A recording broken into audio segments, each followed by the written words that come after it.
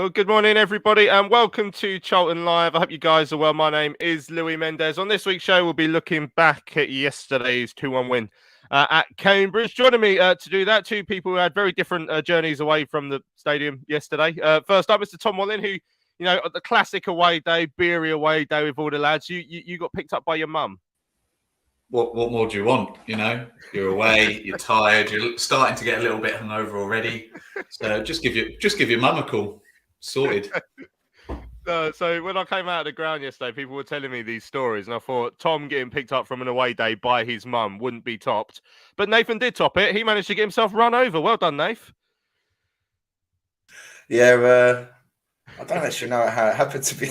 I tell you what, I done a pirouette that would have been great on Dancing on Ice. I'm telling you now. But the worst thing was, it happened right in front of a bus stop of about 40 people, and I was like, I hope the ground could swallow me up, mate, at the time. But yeah, it was an eventful day. I mean, it was more interesting than the football, I think. But yeah, no, it was a good day yesterday. Met a load of people, and yeah, when I heard that Tom got picked up by Mummy Wallen, that was absolute classic.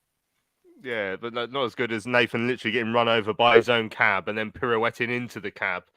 And the driver finding it so funny, apparently he was laughing about it all the way back to the station as well. Right. So we'll probably talk more about that at some point. But on this week's show, as I said, we'll look back at the game against Cambridge. We'll hear the goals shortly. We'll hear, of course, from Dean Holden, the Addicts boss. We'll hear from Rak-Sakyi as well, as into double figures now for the campaign. The former Chelsea youth product. Spoke to him after the game yesterday. We want to hear from you guys as well. Loads of messages already coming in the live chat on YouTube. Welcome to everyone who's joined us live this morning on your Sunday morning. Everyone who's listening on the podcast or watching back the YouTube later on, make sure you try and get to a live show later on, back on Thursday at 7 p.m. if you want to join in with that. We've got a couple of guest fans lined up for later. Paul and Dave Evans, the father and son, have been going home and away for many, many years. Will be joining us on the show hopefully later on. So we look forward to chatting to those guys as well. But Nathan, before we hear the goals and recount how you got run over again, the game itself, first half, I've never felt so comfortable. Second half was a bit more nervy, and maybe for about a 10-15 minute spell after they scored, I would have been quite happy to hear the final whistle. And we survived that and eventually got over the line. And it's in a dead season. It's nice to have a couple of wins in a row. So let's enjoy that. Yeah, exactly, mate. And I think it had that sort of feel in the first half. Really, we were comfortable. Really, I think we were too good for them. I thought we was overloading them so much on that right hand side, and they couldn't really deal with us. And it's nice to watch to be that comfortable, but at the same time, it was just a bit too easy. I thought. Obviously, I had my grumbles in the second half when it sort of swung, the momentum swung. So I can't really win really. So, but yeah, no, it had that sort of end of season feel where we're probably trying to finish top of the mini table that we've got now from 11th to 24th. And we're doing all right at the moment, so that's an achievement. But yeah, it was had some good bits, some not so good bits, but we got the job done and back to whack. That's what happened to my hip yesterday. Back-to-back wins, rather. Yeah, you can't really grumble at that considering we went on that poor run of form. So yeah. Yeah, as Nathan said, I mean, we're in 11th currently. I'm still 7 points behind the mighty Shrewsbury in 10th. So I think those ambitions are slightly too lofty for us and our rubbish team. But yeah, the second half we had to dig in a little bit there, Tom.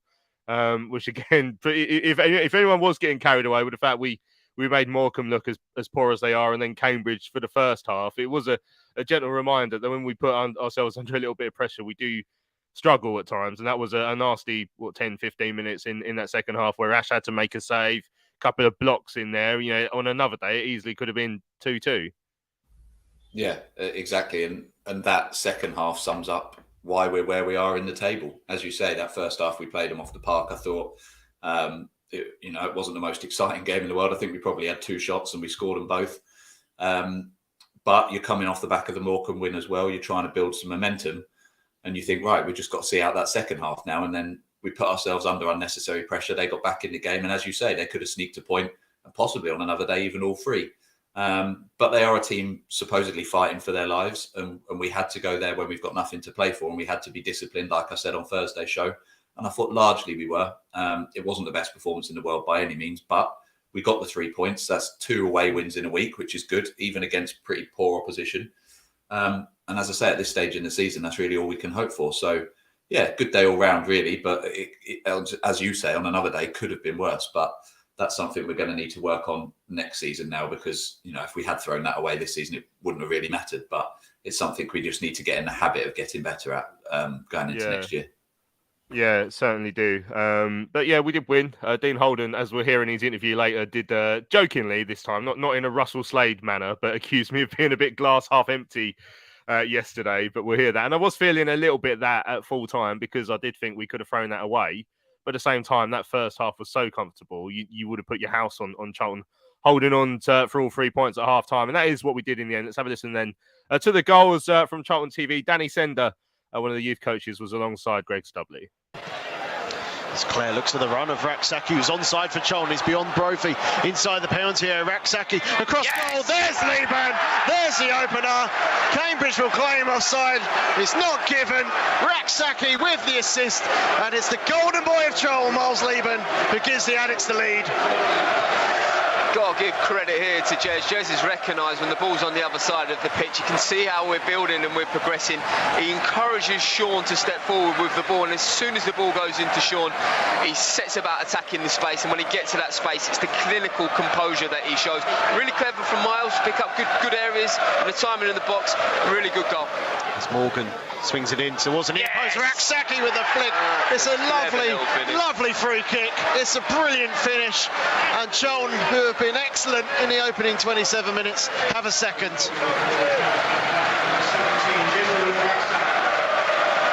The delivery towards the near post. Rak-Sakyi has the ability. As Morgan swung it in, Rak-Sakyi has the ability with his left foot to guide that past Mitov. Wonderful finish, and potentially one that was off the training ground. Yeah, a lot of work being done by Anthony Hayes on set plays. You can see him down there, he's really pleased. I'm pleased for him, because I know quite how much work he puts into these set plays. In towards the near post. There's a header from Bennett, looking for Jones at the far post. Has he scored? Yes, he has. And Cambridge have a goal back. Header at the near post was flicked on, and Jones stretching at the far post, unmarked, able to get Cambridge a lifeline in this game. The initial header was from Ryan Bennett. Jones peeling off at the far post, just got enough on it. Hector trying to clear it off the line, couldn't get there. And after 71 minutes, it's now Cambridge 1, Charlton 2. Yeah, in the interest of balance, that was coming. They earned that. They put us under a lot of pressure. Listen, the corner comes from there. It's too easy to get down the outside, down our left side. It's too easy to be able to get the corner. And as soon as they get the corner, it's played into their strength, because they've got a good profile. And then for me, the marking in the box, we've got to do better.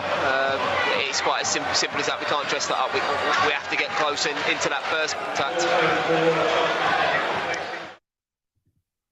There we go. That's the goals from Charlton TV yesterday. Excellent commentary from Stubley, as always, but also I thought really good co-commentary from Danny Sender. Good to have him on the show. I will talk about the first half first. Let's do things in order, Nath. It will start with the first half, then the second half, then Tom getting picked up by his mum, then Nathan get running over. So it was so comfortable. I was expecting another 4 or 5 like we got at Morecambe.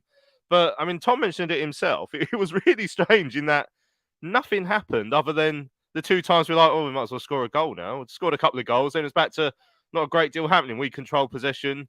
We were comfortable. They posed absolutely zero threat whatsoever.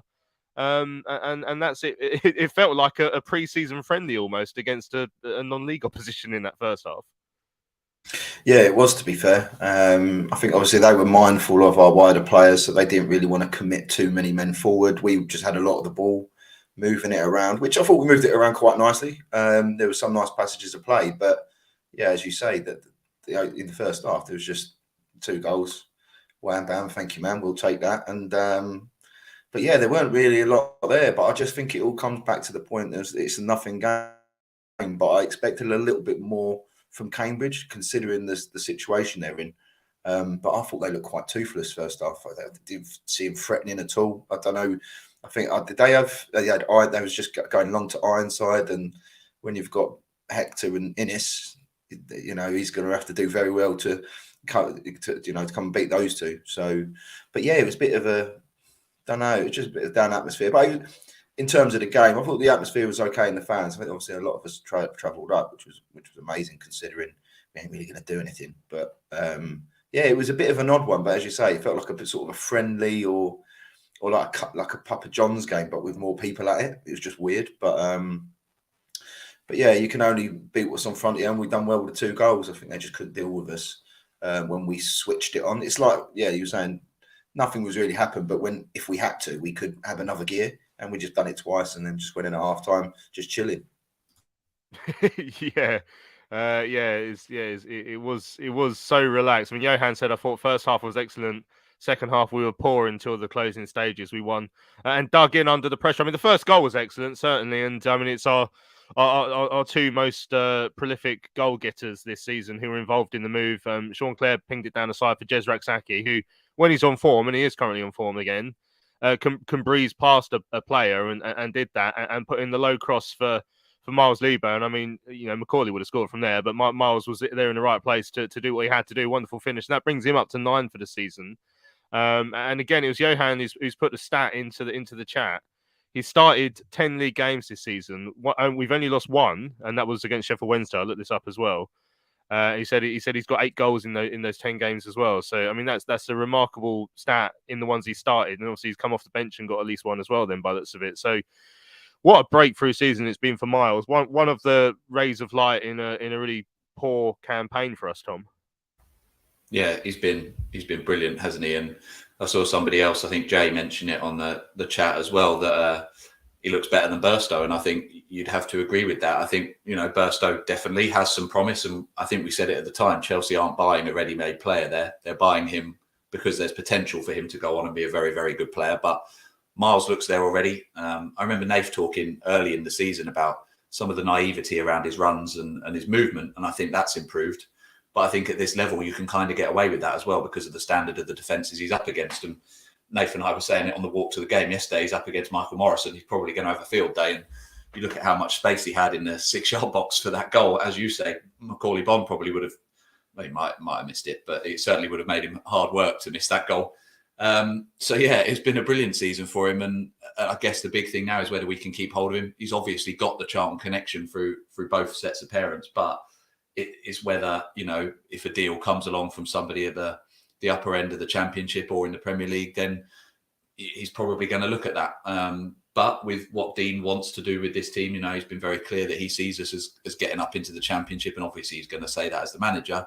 I think we need to see what happens in the summer, but yeah, it's been a very impressive season from him. Great for him to get another goal, and as you say, one of the positives. It's just about now whether we can keep hold of him or not, really.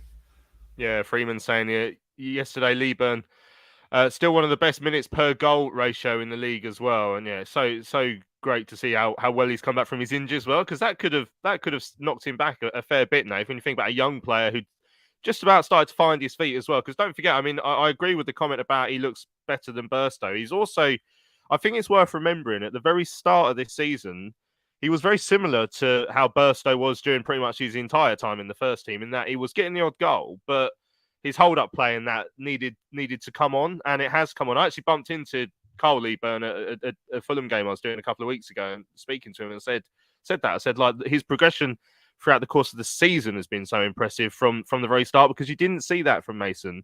Like, you know, I don't know if it's the physicality of Miles, he's built better for it, but he has grown as the season's gone on into this better all-round player, which Mason never did for us, Nath.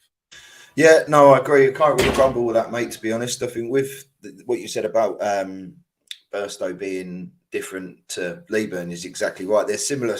I mean, obviously, Mason isn't a small person, but I think what Lieburn does very well is he uses his height and his physicality to manipulate defenders a lot more, which he started to do, like you say, as the season's gone on, and he's just becoming more clever. And I mean, if you look at his dad was great at it in terms of using his body and holding off, dropping deep and spinning. I think Miles could probably do a bit more going the other way. I think he's got the pace and the power to go beyond players. But I think, yeah, if we've got to remember as well, his first season.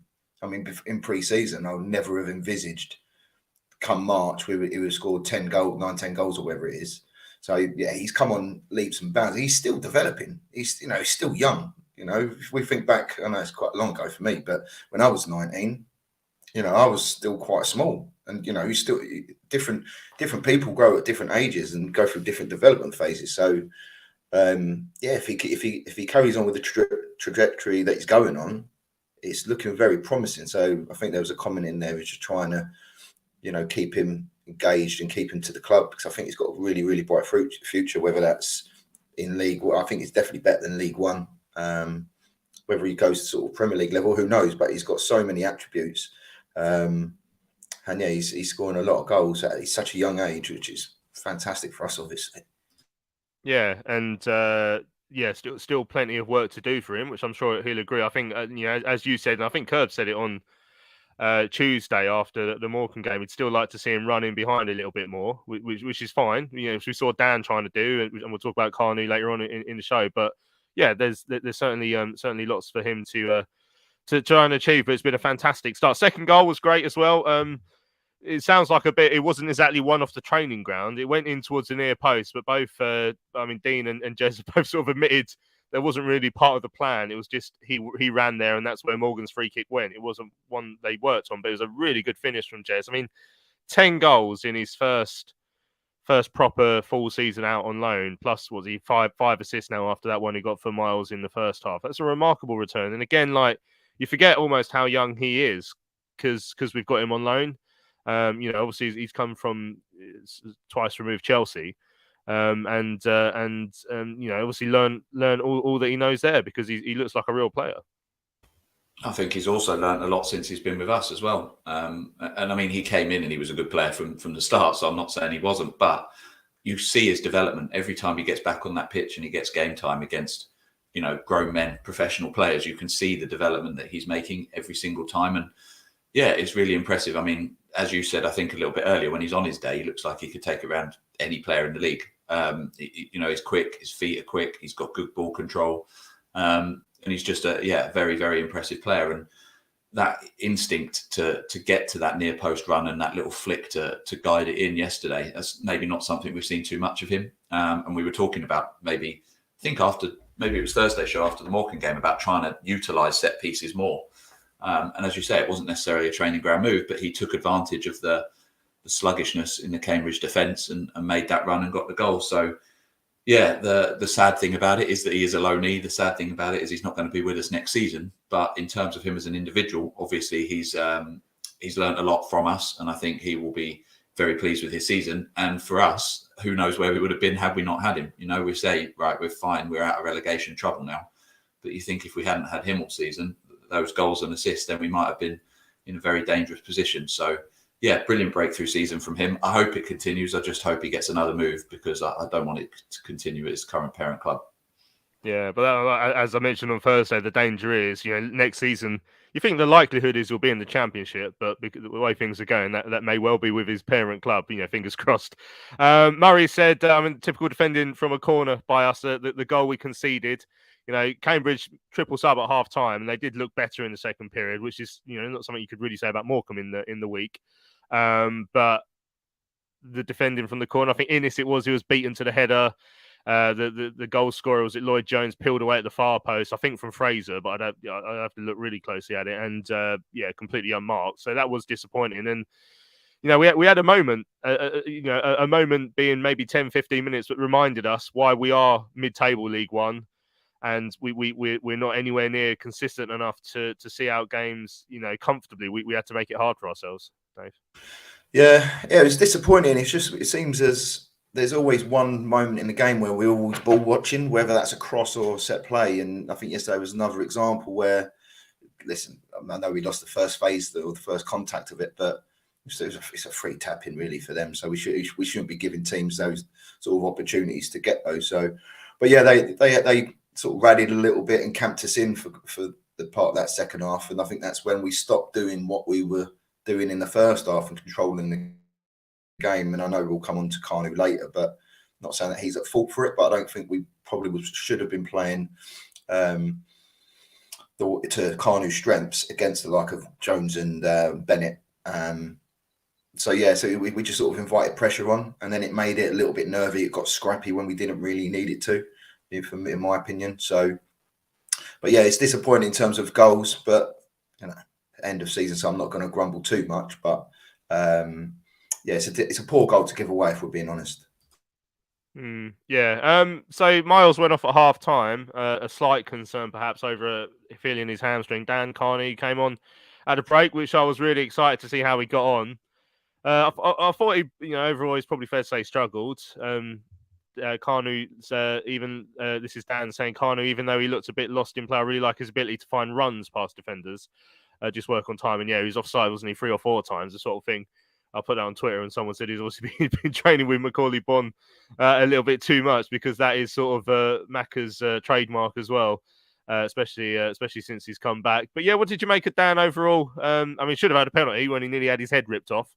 But yeah, the thing that disappointed me is we didn't get him that one chance. I wanted to see him have one chance and to see if he could tuck, but obviously that never came. Yeah, I think I agree with most of the comments and most of what you said there. I think he's not ready yet, but I think we're in a position now where we can give him some game time between now and the end of the season. Pretty kind of risk-free. Just go in there, enjoy yourself, try and make those runs, because as a lot of people have said, he's trying to do the right thing. He's just slightly off time. But as we say, Macaulay Bonne is an experienced striker, supposedly, and is doing the same thing. So Carney's got time to learn that and develop that side of his game.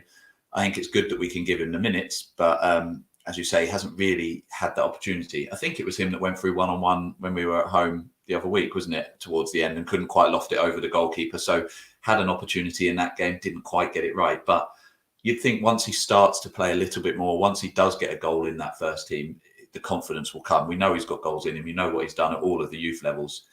So it's great for him to have that opportunity. And again, as I said on Thursday's show, the way it's going, and without really knowing what investment looks like in the summer, he might be someone we're having to rely on a little bit more next season. So yeah, I was glad that he came on. We definitely struggled more because we didn't have the same outlet that we had with Miles up there in the first half. But yeah, he certainly didn't.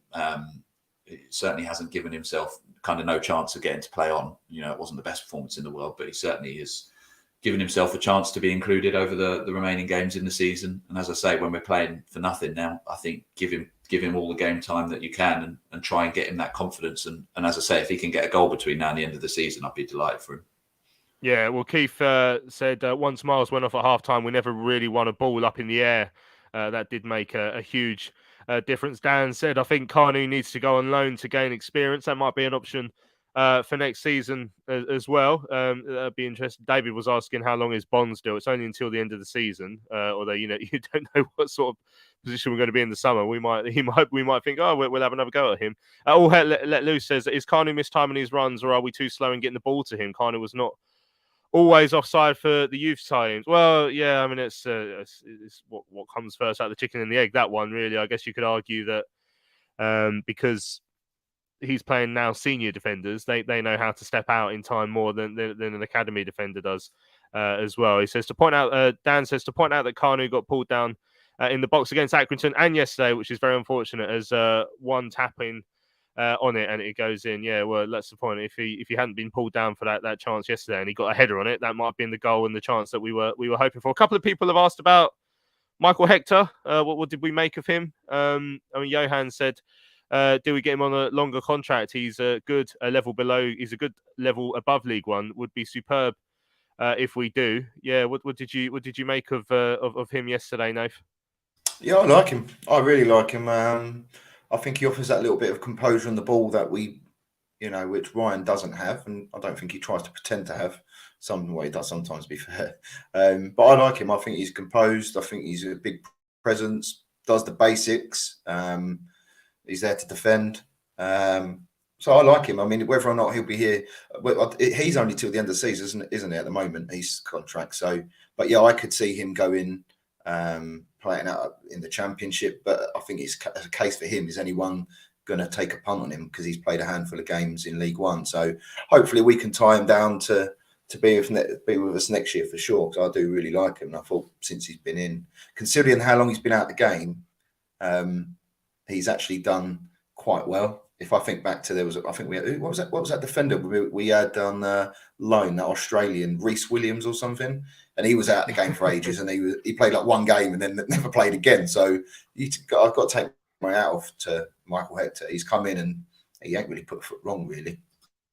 Yeah, I mean, he's put. Yeah, I'd remind you that he did put a couple of feet wrong at Derby away. He was involved in goals and stuff, and he's had a few moments, which is why I'm borderline, because I hate defenders. Everyone knows that. I hate all of them, and I despise their work. But Michael has started to win me over, so I'm just waiting to see if he makes a couple more mistakes before I decide I actually like him. But he's been all right so far. So I'll take my.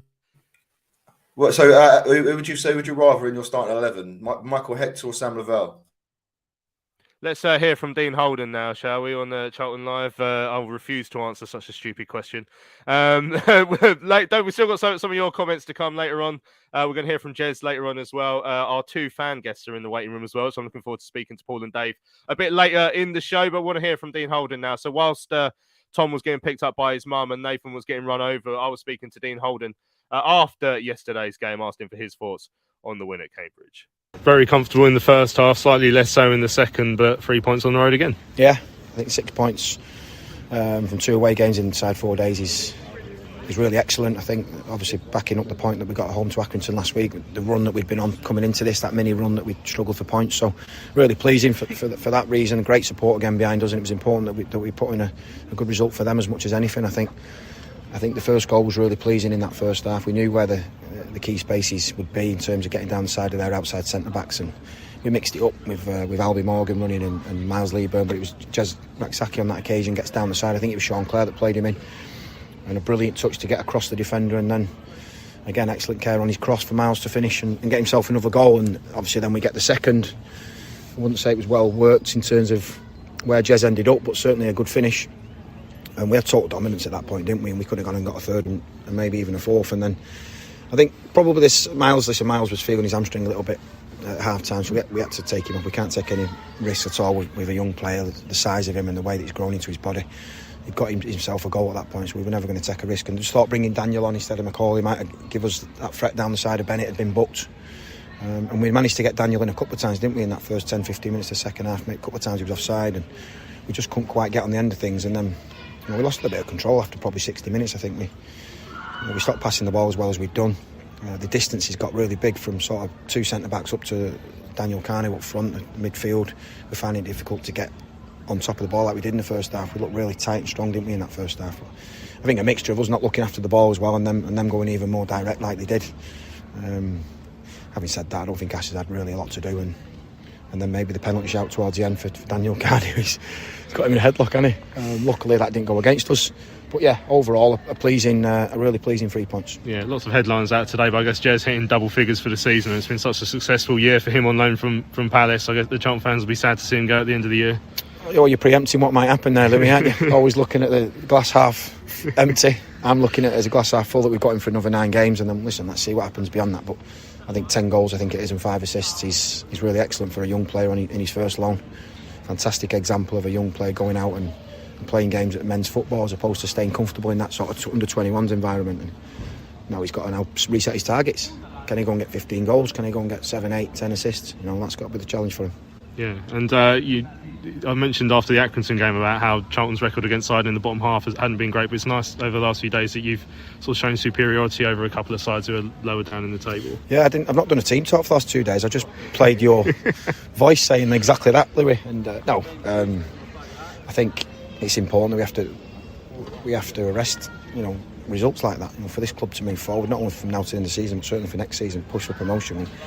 They're the things we've got to improve on, aren't they? And I think there's a moment there in that second half, like I said, from 60 minutes to probably 80-85 where teams are going to come after you. They're near the bottom of the table, they've not won, I think 1 in 15 or whatever it is, so they're going to put you under pressure. And what I would say, we defended our box and our 6-yard box well. We have to keep improving in them moments to keep control of the game. You don't need to chase the game at 2-0. You can stay in control without the ball. As I say, we just got a little bit stretched, but I'm nitpicking now. It's been a good week for us.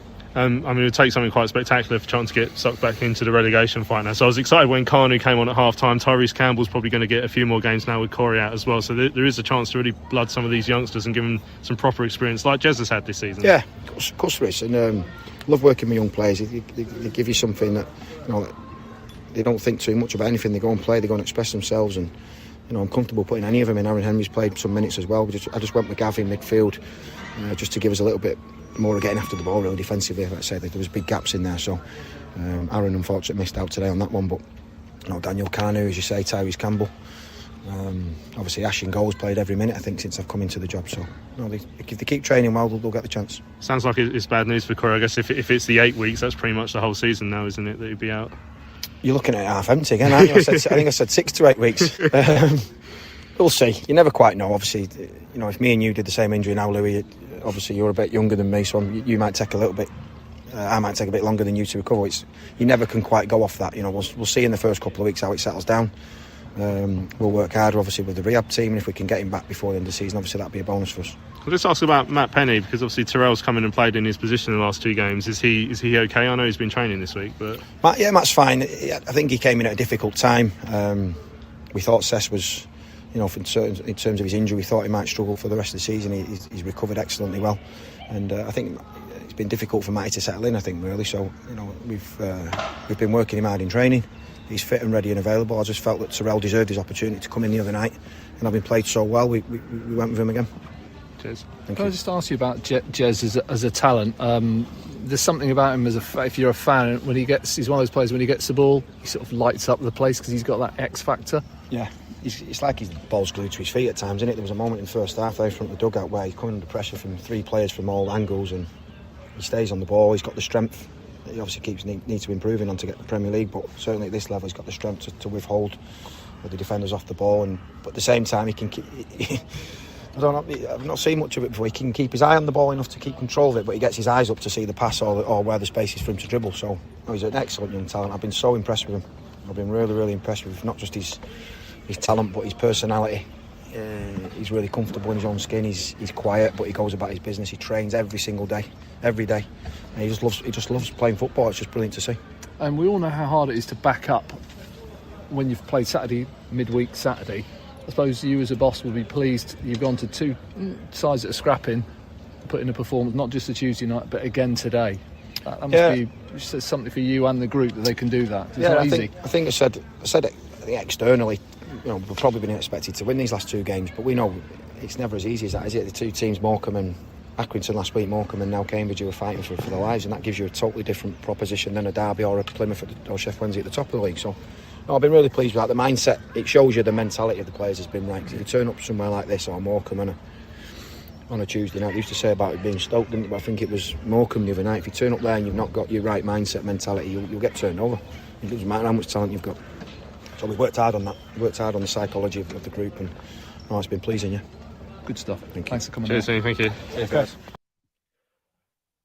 Right, welcome back to Charlton Live. Just heard there from the Addicts boss, Dean Holden. He was in a playful mood yesterday. I guess he's reasonably cheered that Charlton have won a couple of games in a row. I mean, I wasn't the only one who picked up on the hint, although I don't know if it was more tongue-in-cheek, just so he could call me glass half empty. But all hell let loose, because I said it would be a shame when Jez leaves at the end of the season, Nath. And Dean said something along the lines of, your glass half empty, blah, blah, blah. We're going for another 9 games. Then who knows what will happen after that. So all hell let loose is saying, did Dean Holden, has he been told we're signing Jez on a permanent in the summer, or do we have an option to sign him? I mean, surely there's absolutely no chance. I think it was more just a playful little thing to say. I can't envisage any scenario where Jez Rak-Sakyi will be playing for Charlton next season. Nah, not for. I think I've got more chance playing up front for Charlton than Jez coming on a perm, because his fee isn't going to be a couple 100,000, is it? So, I mean, for me, I think his natural progression is going to be the Championship. So he's proved that he can do it in this league. I think the things where it's going to come down to is, firstly, what division Palace are in. If Palace do stay up, I think they've just got to then decide on, do they push him into an environment and challenge him enough in the Championship, but he probably won't be a starter? Or do they give him another year in League One where they know he's going to play 90% of the games? And I think that's going to be down to whoever's Palace's head of development is. Is it Mark Bright? Is it or he's like a loan manager? I don't know if he sort of does that as well. Yeah. So that's what I mean. So I think that it's all going to depend on what Palace thinks better for his development, really. But if he does go into the Championship, which I think he can do, you're looking at what sort of teams that he's going to go to. You're probably looking at someone who probably goes up this year. And is he going to start every week? But then they've got to understand if he does go up to the Championship, would they rather him have a no? He's still very young, so it's not like they're in any rush with him. But I'm sort of hoping there could be a point where he could come back on loan. But I'm with you. I'd be amazed if he is here next season. Yeah, just can't see it happening at all. Unfortunately, I'd love it to, but yeah, as Freeman says, it'll be Championship loan for Jez next year minimum, or like we say, fingers crossed, Championship for his parent club, because there's every chance that can happen. I did ask him, obviously I didn't play it on here, I asked him about how sad he was to see Patrick Vieira leave, but I can't help myself. I guess it's been a tough week. I guess this season's now all about trying to stay in the Premier League for Palace. I couldn't help myself when I asked him that. A few people making comments on Dean Holden. Tom said Holden's taking us to the Championship next season. The problem is there's no way to be able to do that single-handedly. It depends on what's going on off the field. Dan says, I think Holden's sense of connection and togetherness could really help with the players wanting to stay involved. And he certainly comes across as a good man manager. Whether he comes across as a good tactician, we don't know yet. It's easy to forget after we've had 2 enjoyable wins on the road in a row that a week ago we were here as dour as we've ever been after drawing at home with Accrington Stanley on the back of 5 games without a win, 4 and a bit games without a goal. That we can't forget that, and we can't, obviously the squad and the ownership will play a big part in that, but Dean will look at that himself as well and see what he could have done differently. But I mean, how have you settled in with Dean since he's been here, Tom? I mean, Murray's saying in order to get to the Championship next season, we'd need a squad rebuild. Maynard Brewer, Hector, Dobbo, Fraser, Lieber, and the only players worth keeping. We need ex-Championship players to get out of League One. I mean, Dean will need that to go with him, but has he got the managerial nous as well to do that himself? Because he's still quite a young manager in terms of his career. He hasn't managed a great deal. And I think that's the thing. I don't think we know the answer to that yet. I think he's done a huge amount of good since he's come into the club. I think in terms of around the club as well as on the pitch. But I think I said it when he signed his deal that there were lots of people very, very happy about it and very excited about it. And I don't dismiss that at all, but I wasn't perhaps as buzzing as they were. And that's nothing against Dean, but I just don't feel like we know enough about him yet. I think what signing him to that long deal hopefully does, and again, I say hopefully, is provide some consistency. That's what we need. There was an article yesterday about the turnover of managers in the Championship and how it doesn't get you anywhere. And that's why I was disappointed Ben Garner went, not because I thought he was Jose Mourinho or Pep, but because I thought we needed some consistency. And Thomas had been talking about building a bit of a legacy and building a culture and building a football brand and all of that. And Garner bought that. So when Holden came in, I was a little bit like, okay, let's see what he's about. As I think everybody said, and Joe in particular has been very vocal on the podcast, tactically, we haven't seen enough yet. But the real problem is he just hasn't had his own players. He hasn't had a squad really to be able to tell. So I don't know. I'd probably rate him sort of 6 or 7 out of 10 for this season in terms of how he's performed. But I think if he brings his players in next season and he's given a good run, that's when we can judge him. So, yeah, he's done a lot of good since he's come in. As I say, not blown the league out of the water, but I think he's had his hands tied behind his back for a lot of that. So I'm hoping he gets some sort of backing in the summer. I don't know how likely that is. But if he does, then I think, he's somebody I'd like to see get given a go next year and see what we can do. Yeah, Keith says, I hope the club back Dean in the summer. He has a great attitude and wants to push us upwards. All hell let loose. Says, Louis, is it just Charlton you're currently negative about, or is it life in general? Blimey, I didn't realise we're having a psychology exam this afternoon. But come on, Louis, fill that glass. I'm not negative about Charlton. I'm realistic about Charlton. All hell let loose. Thanks for your comments, though. Talking of it being negative or positive, whatever you want to put it, Blackett Taylor's injured. Might be back before the end of the season. Might not. If you want to take the positive, it means we'll hopefully see between now and the end of the season Tyrese, and he'll try and improve and repeat the performance he put in at Morecambe. Yesterday was a bit more quiet, wasn't he, Tyrese Campbell? But yeah, it's a blow for Corey. And again, it's lucky we have got nothing to play for because I know Miles gets a lot of goals, but in terms of goals and assists, Corey was only second behind Jez when you had the 2 up. So if we were still playing for something, Nath, he would be a very big miss. Yeah, of course he was. I think he's just it's just his overall pace and power and how he can go past players. So yeah, it's going to be a miss. But I think it's one of those ones where we just we don't need to rush him back. So I'd rather, if it means that he doesn't play the last 2 games of the season, fine, just keep him fine for next season. And who knows? Like, I don't know who else we've got. If Jez or Tyrese then pick up a knock, or I don't know who else we could go on to play there. I don't know if Payno can play that sort of out wide and come inside, or if there's any other youngsters in the 21s that might have a little bit of a chance as well. So yeah, it's going to be a miss, but as you say, we've got nothing to play for really, apart from finish 11th at best. So yeah, so it's disappointing, but if we were chasing the playoffs, like really chasing the playoffs, then yeah, I'd be gutted. Of course I would be, but I'm not that bothered really, as long as he's fine for next year. Yeah, Matthew early on said, hi, all, happy Mother's Day to all Charlton families' mums, presumably particularly to Tom's mum for picking him up from an away game. A good win yesterday. When Miles plays up top, we look a real threat. We just need good backup for next season. We certainly do. Right, someone who I said we probably won't have next season, unfortunately, is Jez Rak-Sakyi, the former Chelsea youth product, now up to 10 goals for the season and 5 assists after a goal and assist against Cambridge yesterday. He spoke to Greg Stubley of Charlton TV and myself after yesterday's game. Congratulations, a goal and assist for yourself and 3 points here at Cambridge. You must be delighted. Yeah, we knew it was going to be a tough game. We wanted to have another winning performance from Tuesday's game, and yeah, I'm just happy that the team got the 3 points today. And for yourself, as I mentioned, a goal and assist. First of all, let's talk about the assist, ball over the top, and you're finding the perfect pass for Miles Lieburn, someone that you've combined nicely at times this season. How have you found playing with him? Miles is a great player, and I've known him for a long time back at Chelsea, so I know what he could bring, and we were working on runs in behind, so that's what I've done today, and Miles was in the box and I found him and he scored, so yeah, I'm happy. Has having players like that around you helped you settle a lot quicker this season? Because from the first game really against Plymouth, you've settled in, you've looked like you've been playing through our academy through those years. It looks like you've developed those relationships very quickly. As soon as I came in, the boys made me feel welcome, so we've had a good connection from day one, and it's just getting stronger and stronger, and hopefully we could finish the season strong. Now let's talk about your goal as well. It wasn't an easy goal for yourself. It was a wonderful ball in, but difficult technique, but you converted it brilliantly. Just talk us through your memories of it. To be honest, I didn't even know I was meant to be on the attacking set pieces, but I just went to where I thought the ball was going to land, and it was a good ball from Albion, and yeah, just happy that I made good contact with it and happy that it went in. So you're saying it wasn't deliberate, because from where we looked, it looked like it was a deliberate ploy to try and get you towards the near post, but you're saying that wasn't the case? Yeah, I'm not sure I was meant to be to us, but I just went there and yeah, I scored. Is it one of those where the manager goes, well done, but don't do that again, or no, continue doing it? Yeah, it's literally that.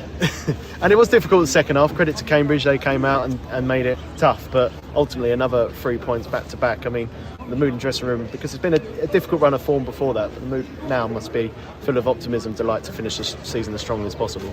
Yeah, 100%. We can't get too high or too low quickly, because we know the players that we have in the change room to turn things around quickly, so we're just happy to get the 3 points today for the fans as well, because they deserve it. And the credit to yourself, you've been brilliant for Charlton this season. How have you found the loan overall? Now, like I said, from the first day that I came here, the boys made me feel really welcome, so it was just really easy for me to settle in. All the boys and the staff have been encouraging me just to play to my strengths and enjoy every moment of it, and I have, so I'm just very grateful to everyone at the football club. And have you got any targets or anything you want to achieve between now and the end of the season? With a couple of months less than that left. Is there anything you want to do with Charlton or succeed for yourself personally or for the team? As a team, we just want to keep winning games. It's been a tough season, but we've just been with each other through thick and thin, and we just want to keep winning games for the fans, because, like I said, they deserve it, and it's a good team here, so hopefully we could continue doing that. Well, Jez, congratulations, and we'll see you next. Can I just ask you about Tyrese Campbell, who's obviously playing on the opposite side to you, but a player in a similar position. What have you made of his sort of start to his career? Tyrese is a good friend of mine.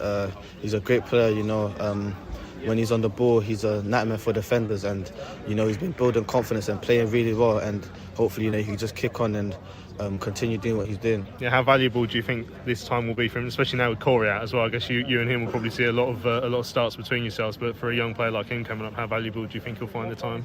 Yeah, like you said, we're all disappointed that Corey's out with injury, because he's been a key part of us this season, and Tyrese is a young lad, and he's really good, and he's got to do well, he's got to step up, so I'm really confident in that aspect. Yeah, I'd normally ask this player of like a more senior pro, but obviously you're still pretty young yourself. Yeah. I mean, does Tyrese come to you for advice? Obviously you've played at a slightly higher level, come through a different academy. Yeah, as much as I can, I try to, even as you said, I'm young myself, as much as I can, I try to speak to him as often as possible, just giving him confidence, because he's a great lad, like I said, and also he's a good player, so just the belief to have in himself, and yeah, that's it.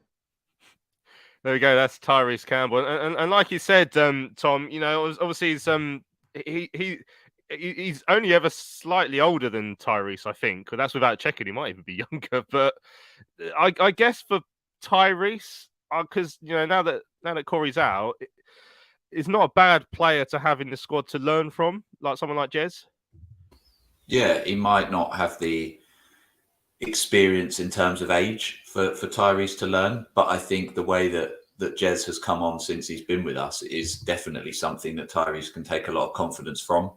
The fact that he's had so much game time, the fact that what Jez has managed to do shows Tyrese that if you perform and if you can weigh in with goals and assists, then you're going to get a spot in this team. I think there's lots of positives there, and he's another one, a bit like Kanu, really, where he's been given this opportunity now for the rest of the season, probably because Corey's going to be out, and he deserves to take it. Again, I know we talk a lot about, blooding youngsters too much and overplaying them, but I think at this stage in the season where we've got nothing to play for, I think that pressure is slightly off. So, yeah, I feel like Tyrese, every game I've seen him play so far this season, he's looked a little bit better than the game before, and I feel like he's learning every time. And, yeah, somebody like Jez is somebody good to learn off, and Corey as well when fit. So, yeah, it's interesting to see them at either wing, and they're dangerous options when they're on their game for sure. Yeah, they certainly are. Now, right, anyone who's been enjoying the Sunday shows over the last few weeks will know that we started a new feature since we've come onto YouTube, where we bring in other fans to join us on the show and to give us their opinion on how things are going, and also how how they found themselves as Addicts fans. So I'm absolutely delighted now to welcome to the stream Paul and Dave Evans, a father and son duo, joining us on Charlton Live. Well, morning, chaps. How are you? Morning. Yeah, good. Thanks, Louis. How are you? Yeah, absolutely brilliant. I'm really pleased to have you two on the show as well. Always look forward to bumping into you two on away days. Very excited to see you guys. So I mean, let's start off with just an obvious question on how you're feeling about things at the moment. Paul, I'll start with you. You're at yesterday's game. What did you make of the performance? Yeah, it was okay. I think the first half we played really well against a pretty poor team, and then at 2-0 it can go either way. You can either have a performance like in the week where you get the third, or more likely we go into our shell a little bit, they come more into it and they put a goal back. So, the second scenario is always the much more likely one. That was what happened. But it was fine. I think speaking to a lot of people and looking at social media yesterday, everyone was a win's a win. And that was how it felt. And I know Nathan touched on it earlier. We had 1,500 fans in that away end, and there was barely a song sung when we were winning and cruising and stuff like that. And it was a really strange atmosphere. I think our away following this season has been ridiculous. I genuinely, it's hard to put a finger on it, but then you speak to people afterwards and everyone's like, another ground ticked off. So I think there's quite a lot of that into it as well. But no, it was fine. Look, we go to a lot of away games, as you see, but we rarely see wins. So any away win, I'll take, no matter how it comes. So yeah, and it's funny, isn't it, Dave? Because whenever I see, as you said, it's been a dreadful few seasons. We rarely seem to win on the road until recently, where our form's been good. But whenever I see you, you always have a smile on your face. So I'm assuming that you're sort of one of those fans who just goes with the flow, and you still, there's nothing that will stop you going, even though we're struggling on the pitch at the moment. We're used to the hardship. It goes with the territory. It's a badge to wear. Last away win I saw before. Yeah, he saw us win at Forest. He saw the Forest Green win a few weeks ago. And bear in mind, he's probably going 8 to 10 away games a season. The last one he saw was Chesterfield away in 2017. So it's been 6 years and probably about 40 games. Yeah. Yeah, you are really bad luck then, Dave. You are really. We should try and stop you from going for games.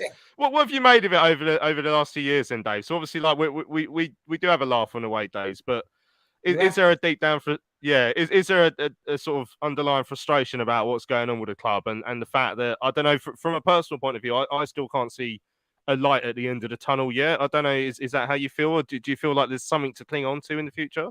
No, your woman you had on the other week who explained to us that Lauren Creamer. Yeah, if you buy Charlton, you don't buy Charlton unless you buy the ground and the training ground. Otherwise, what have you bought? You've got nothing. So you're taking on debt and whatever. And it's just, if this bloke's coming in, it's the same old story. We'll put the debt to one side, 5-year plan. When we get the Premiership, we'll pay that, blah, blah, blah. You just think, no, don't bother.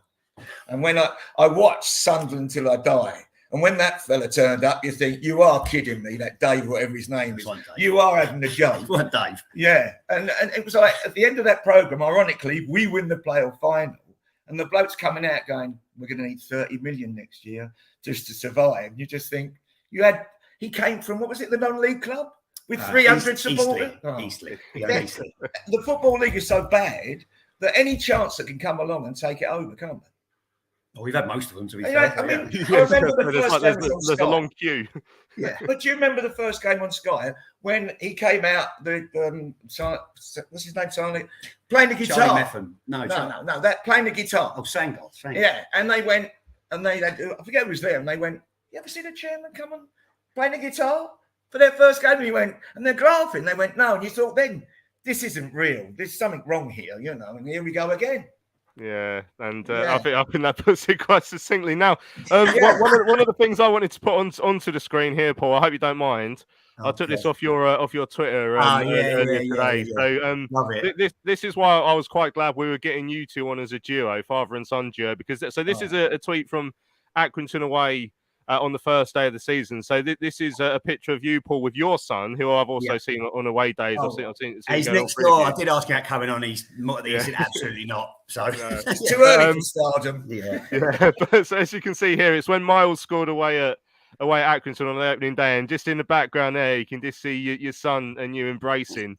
And that, I'm guessing that's why it's so special for you. That you can still go with your old man as well, and you sort of go as 3 generations, and that is why you still go to games, isn't it? Yeah. And that's so Charlton that moment, because look at the happiness and how great it felt and all that emotion in. Then they just went up the other end and equalised. It's like, fair enough. Yeah, there you go. If like 10 or 30 seconds encapsulated my time supporting Charlton, that was probably it. But yeah, do you know Madison you spoke to last week, who I know well as well, and he said his group's kind of falls away, a few fall away every season, but yeah, we've got the same. Because bringing my boy, and I mean, poor sod, 14, he's got a lifetime of this, but but that's part of it. It's me, it's bringing my son, and my younger son goes as well sometimes, and my mates are now bringing their kids. So it's just, you just don't get opportunities. It's hard for me to justify to my wife that on Saturday afternoon I'm going out for 7 hours or whatever it is, or sometimes like 8 or not 10. But when you've got Charlton, and even more so when you're bringing your kids, it's like when I'm bringing them, she's like, "Oh, fine, go." So thankfully, it's not just about what's on the pitch. There's a lot more to it. So yeah, I mean, and that was like Gary Nelson, like that tweet, who was in the team that with Cole Eburn, and I used to watch and stuff. And I remember very distinct. There was a game, again, you guys are all too young, I would have thought, but there was a game at Southend in, I think it was the 91-92 season, when Leburn scored in the away end right in front of us. And I remember giving him, I mean, he weren't cuddling me much back, but I was really cuddling him at the time and stuff. And so when mine was leaving, I did the same thing, and I was grabbing my son. And my son wasn't cuddling me very much back, as you'll see from that. I tend to be the cuddly one out of the 3. But it's just, it was just a lovely moment. And you said a minute ago, Louis, and he said there's no light in the tunnel. I mean, he'll go whatever, but you've got to all believe there's sunlight at the end of the tunnel, because if there wasn't, then we wouldn't still be going everywhere. I know it's work for you, Louis, but I still think we'd be there. So we've got to believe there's a little bit. There is a chink of light there, and it's got to get better. And it will. I'm firmly believe it will get better, and it will be soon as well. Yeah, excellent. Well, fingers I had crossed. yesterday. We decide which one of you two is the optimist and the realist in the next year or so, I guess. Just bring in some comments just for some more general chat. But I will put this to you two guys as well, because I was showing this clip on the train back. We were back with a group of mates. Nathan's mate Niall was there, of course, and or was it Connor this time, Nathan? And as we were watching Jayden Stockley's goal. So you mentioned about how typical Charlton it was in that photo. That moment of joy being taken away. How typical Charlton is it that we've got Jayden Stockley who couldn't hit a barn door for us all season, Paul, and now he's scoring 25-yard weldies for Fleetwood away at Derby? Have you seen it? I didn't see it. I know. Have you not seen it? No, I haven't seen that. But Gets hold of it. he scored. He hadn't scored for us for ages, and he went to Fleetwood and scored no time of his debut. Yeah, and that's very Charlton-y. To be fair, I was always, even this season, I was very much a fan of Stockley. I thought he got really. I think he got played up front in his own this season, and that didn't suit him at all. As it hasn't really suited any of our strikers, other than maybe Miles a little bit. And you don't go from scoring 20 goals last season to suddenly not scoring at all this season. There's got to be something else to that. So, but no, it's very Charlton. We've had, players get Charltonised, don't they? They come to us and then they go somewhere else. And Simon Francis, again, you guys probably all remember him. He was awful for us. Literally couldn't do anything right. I remember he had a League Cup game one Tuesday night, and there was fans laughing at the poor geezer. And then he goes and captains Bournemouth in the Premier League for like 10 years. It's very Charlton-y, and I'm sure there'll be other examples going forward as well. Yeah, certainly. Right, there's another discussion point that started going on in the comments. So, Nathan, I'll bring you back in. A few people asking, do we have a recall option on Kirk? Jay saying, let's get Kirk back and make him captain. I think that's slightly too far. Johan saying, Charlie Kirk has to be an in-the-squad quality player. He's had 5 different managers. I think he would be a solid player as rotation, and that he would fit Holden style. I mean, Nathan, I'll ask your thought on that. I'm going to ask all 4 of you your thoughts on that then. So, Nate, first of all.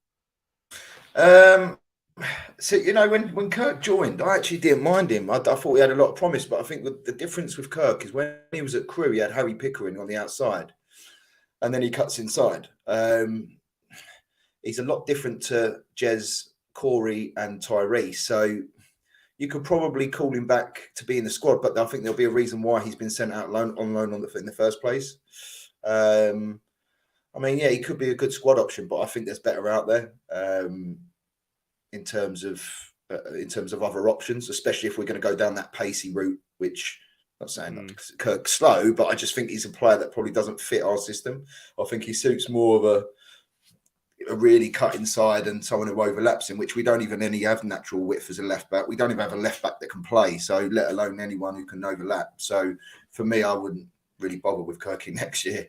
Yeah, I did ask about Matt Penny yesterday. How embarrassing is it to be kept out of your position by someone who can't get into his own position in Terrell Thomas? Tom, there is a rule of thumb that players are much better when they don't play. So the longer a player's out the side, people are like, "Oh, let's get him back in. Let's bring Charlie Kirk back into the side." I fear that's what might be happening here.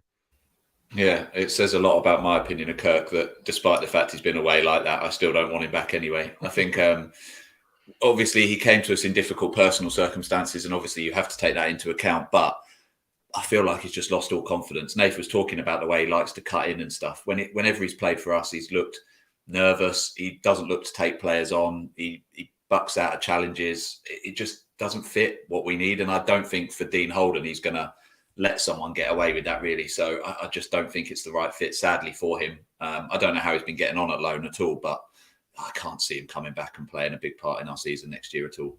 Yeah, no, well, I'd be surprised, but you never know. Now, while Paul and Dave were speaking, Paul Davenport put in the chat when you were speaking about ownership that any prospective owners need to listen to this. So you guys have obviously got the inside track on how to run the club and what sort of players we should have. So Dave, Charlie Kirk included, which of the players that are currently contracted to us do you think could actually play part in a squad that could be competitive in League One? Because the list feels like it gets shorter and shorter every week. But this will be good then. Well, no, I think there's a few of them in there. There's a player in there. You've got to find it. But Fraser had a little run, didn't he? Where you thought, hello. And he was playing more forward, got a goal, and then you thought, hello, he's got something, But it'd be a handful, wouldn't it? 4 or 5. Goalkeeper. Then where you going with centre halves? You give him Innes another one? No, I don't know. No, it's very, very risky business, isn't it? With Innes? You've got to accept the other side of him, haven't you? I think we've got some decent players in our squad. I think players who would be even better with better players around them. I think because this is the problem. We've got these players we kind of like and they do all right. And so I'll give them another contract. It's like, where do we want to stay mid-table? Because if we give these guys who we kind of like another contract, then we'll probably stay mid-table. But I think you've got to look at kind of who you want to be. And again, I'm being glass half full, but players who you'd look to be for a promotion winning squad. Fraser would definitely be one I'd keep. I think he's our best. Yeah. I think he's got great feet. I think he's got great ability. He drifts in and out of games a little bit, but he's just that type of player. We've got. If we're not attacking that much in a game, he's going to drift out of games. We want to be on the front foot in more games than we are this season. That's when he'll kind of come to the fore. Dobson would be one as well. And there's some good young players. I mean, I'd love for Miles Leeburn to be with us for another season. I think he's an anomaly as a young player, which you touched on at the start of the season. He was on the bench for the under-18s last year. He was, I wouldn't have even seen him maybe having a loan spell this season. He's been amazing. They had a free spring to mind at the keeper as well. There's a few other Hector. You talked about him in depth. I think we've seen enough of him, and considering he hasn't played for however long, I mean, he's been fantastic. He's getting better every game. I think I'd be quite happy to let him. I mean, I was quite happy to let him go at the end of last season. To be fair, I think on his day he's a really good centre half for this league, but he gets injured too much and gets sent off too much, and he's got Ricks in him. But I think Hector's looking like he's going to be a much better version of him. So there's players there, but we still need, as we say at the end of every season, we still need a massive clear out at the end of the year. And certainly, I'm quite disappointed you didn't ask me about Charlie Kirk, because I would have been the same as you guys. I can't handle. He's obviously got qualities that he showed at Crewe, and he's shown a little bit at Burton. I can't handle Charlton players, whatever position they're in, putting out challenges or not putting it in, spending more time playing with their hair. It's like, sorry, mate. I mean, Lewis interviewed me after we did a fans bar after the Burton game, and that was probably his best game for us. And I still kind of coated him a bit. It's like he's never going to be a Charlton player that I've liked. He had 2 great finishes, but there's just not enough. There's just not enough there, and he certainly wouldn't be one that I'd have around next season. And I think that's suited him as well. I don't think he's ever been happy at Charlton. No, you did sort of get that impression, really, and that's the way he's played, unfortunately, as well. Right, we've actually come to the end. That's flown by since Paul and Dave have come on. Chats, thanks for coming on. I was always looking forward to having you two on the show, so I was really pleased that you joined us. Yeah, it's no problem. We just missed you yesterday. Well, I did. Dad weren't there, but I had a nice chat with Nathan in a pub at Cambridge, and I think we had to get a slightly earlier train, so we just missed you. But I'm sure we'll see you around soon enough, Louis. Yeah, we'll see you guys soon. Up the mood. Come on. Okay, glass half full. That's how negative, man. Next week until we lose at home against Wickham next Saturday. Right,